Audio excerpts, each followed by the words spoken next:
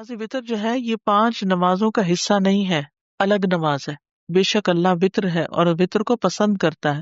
اے اہل قرآن تم وتر پڑھا کرو، تاکید کی گئی ہے۔ وتر پڑھنا ہر مسلمان پر حق ہے۔ وتر ایک زائد نماز ہے۔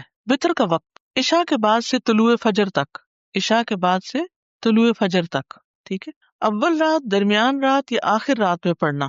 مسروق سے مروی ہے، کہتے ہیں کہ میں نے عائشہ رضی اللہ تعالیٰ عنہا سے دریافت کیا کہ رسول اللہ صلی اللہ علیہ وسلم کس وقت وتر پڑھا کرتے تھے؟ انہوں نے کہا آپ صلی اللہ علیہ وسلم نے سبھی اوقات میں وتر پڑھے، رات کے شروع میں، اس کے درمیان میں اور اس کے آخر میں بھی۔ وتر کا افضل وقت جابر رضی اللہ عنہ سے روایت ہے، انہوں نے کہا میں نے نبی صلی اللہ علیہ وسلم سے سنا، آپ فرما رہے تھے تم میں سے جسے یہ خدشہ ہو کہ وہ رات کے آخر میں نہیں اٹھ سکے گا تو وہ وتر پڑھ لے پھر سو جائے، اور جسے رات کو اٹھ جانے کا یقین ہو وہ رات کے آخر میں وتر پڑھے، کیونکہ رات کے آخری حصے میں قرات کے وقت حاضری دی جاتی ہے اور یہ افضل ہے۔ جسے رات سوئے رہنے کا خدشہ ہو وہ سونے سے پہلے وتر پڑھ لے۔ یہ سب سوال آپ لوگ کرتے رہتے ہیں کہ وتر کب پڑھیں، اگر نیند آ گئی تو پھر کیا ہوگا، تو پھر پہلے پڑھ لیں۔ نماز وتر کی ادائیگی کا طریقہ، ایک وتر کی ادائیگی کا طریقہ۔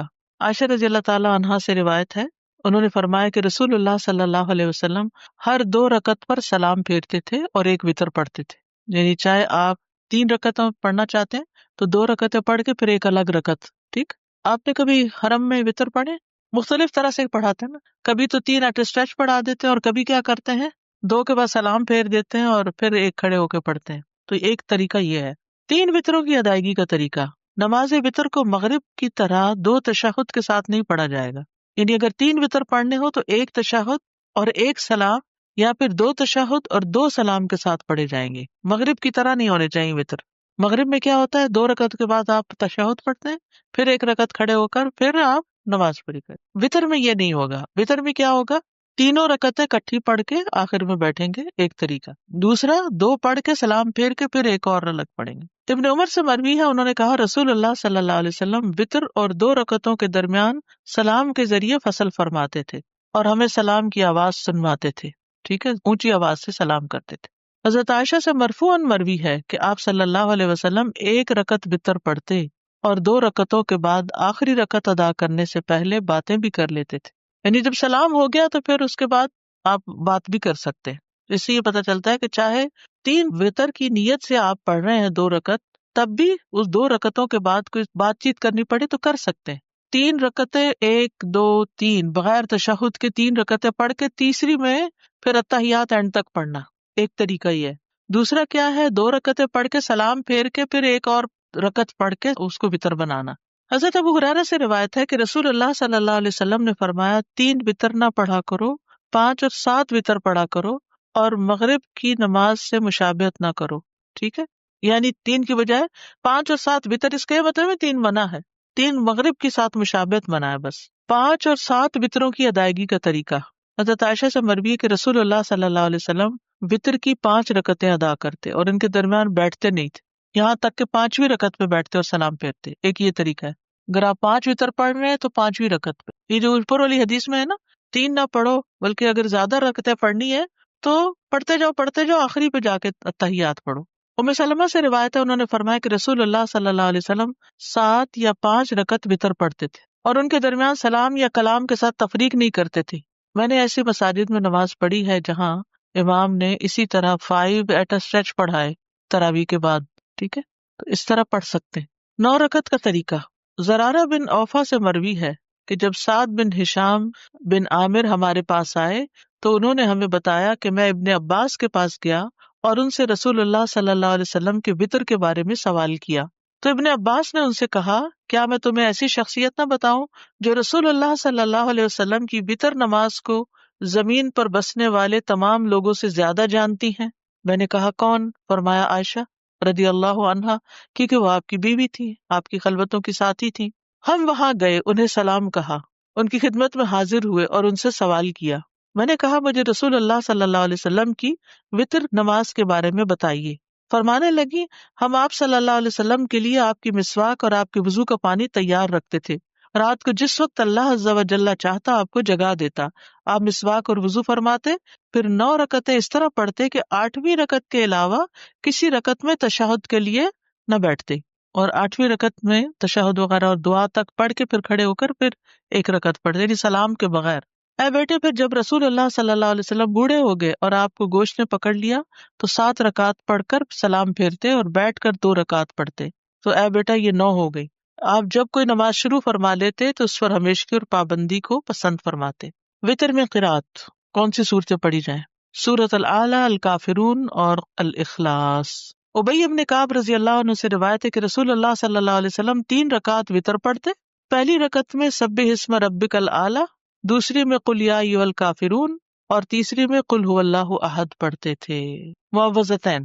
عبدالعزیز بن جریج کہتے ہیں کہ ہم نے ام المومنین عائشہ رضی اللہ عنہا سے پوچھا کہ رسول اللہ صلی اللہ علیہ وسلم وتر میں کون سی صورتیں پڑھتے تھے؟ تو انہوں نے کہا پہلی رکعت میں سبح اسم ربک الاعلی، دوسری میں قل یا ایھا الکافرون اور تیسری میں قل ھو اللہ احد اور المعوذتین، یعنی یہ بھی آتا ہے، خالی قل ھو اللہ بھی آتا ہے اور اس کے ساتھ معوذتین بھی آتے ہیں۔ سورۃ النساء کی آیات۔ ابو موسیٰ اشعری رضی اللہ عنہ دوران سفر مکہ اور مدینہ کے درمیان تھے تو انہوں نے عشاء کی نماز 2 رکعت پڑھی، پھر کھڑے ہوئے اور 1 رکعت وتر پڑھا اور اس میں سورۃ النساء کی 100 آیتیں پڑھی۔ ٹھیک ہے، تو ایسے بھی وتر پڑھ سکتے ہیں، 1 رکعت لیکن بہت لمبی رکعت۔ پھر فرمایا میں نے اس بات میں ذرا بھر کوتاہی نہیں کی کہ اپنے قدم وہاں رکھوں جہاں رسول اللہ صلی اللہ علیہ وسلم نے اپنے قدم رکھے اور وہی کچھ پڑھوں جو رسول اللہ صلی اللہ علیہ وسلم نے پڑھا۔ ٹھیک ہے، تو یہ سفر میں وتر پڑھنے کی دلیل بھی ہے اور لمبے وتر پڑھنے کی بھی۔ یعنی آپ اگر عشاء کے ساتھ وتر پڑھنا چاہتے ہیں تو سورۃ الاعلی اور کافرون اور اخلاص پڑھ کے ختم کر دیں، اور اگر آپ صبح تہجد کے وقت پڑھنا چاہتے ہیں تو 2 کر کے آپ الگ سے بھی 3 وتر پڑھ سکتے ہیں، اور آپ 8 رکعتیں ایٹ اسٹریچ پڑھ کے بیٹھ کے پھر 9ویں پہ بھی پڑھ سکتے ہیں۔ تو جو بھی آپ کو سوٹ کرتا ہو آپ کر سکتے ہیں۔ ٹھیک ہے، اب یہ ویرائٹی آپ کو فرض نمازوں میں نہیں ملے گی، یہ صرف وتر میں ہی ہے کیونکہ اس کے ساتھ نفل ہے۔ دعائے قنوت، رکوع سے پہلے دعا کرنا۔ ابی بن کعب سے روایت ہے رسول اللہ صلی اللہ علیہ وسلم وتر پڑھتے تھے تو رکوع سے پہلے دعائے قنوت پڑھتے تھے، یعنی سورۃ فاتحہ پڑھی، سورۃ ملائی اور اس کے بعد دعائے قنوت پڑھی اور اس کے بعد رکوع میں گئے پھر سجدے میں گئے، قیام میں ہی پڑھ لی۔ دعائے قنوت کے الفاظ، ابو حورا سے روایت ہے انہوں نے کہا کہ حسن بن علی رضی اللہ عنہما نے بیان کیا کہ رسول اللہ صلی اللہ علیہ وسلم نے مجھے کچھ کلمات سکھائے جنہیں میں قنوت وتر میں کہا کروں۔ اللہم اہدنی فی من ہدیت وعافنی فی من عافیت وتولنی فی من تولیت وبارک لی فی ما اعطیت وقنی شر ما قضیت انک تقضی ولا یقضی علیک وانہ لا یذل من والیت ولا یعز من عادیت تبارکت ربنا وتعالیت۔ ٹھیک ہے، ایک اور دعا۔